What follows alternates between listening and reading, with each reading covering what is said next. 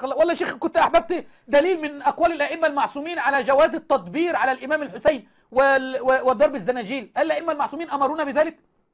يا الله. اللهم صل على محمد وآل محمد. اللهم صل على محمد وآل محمد وعجل فرجهم. هاي ما أعرف هذا أسئلة ما أعرفها. أنت إيش؟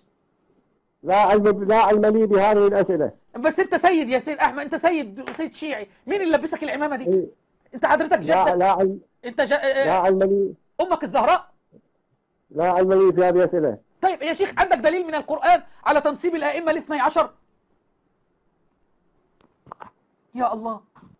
أفا سقر لا علم لي بهذه الأسئلة. ما نحن نعلم أيها المعممين أنكم لا علم لكم بهذه الديانة. نعلم أيها المعممين أنكم لا يوجد عندكم أدلة على هذا المعتقد المخالف للقرآن والسنة، وهذا المعمم من النجف ويتابعه المئات اسمه سيد أحمد.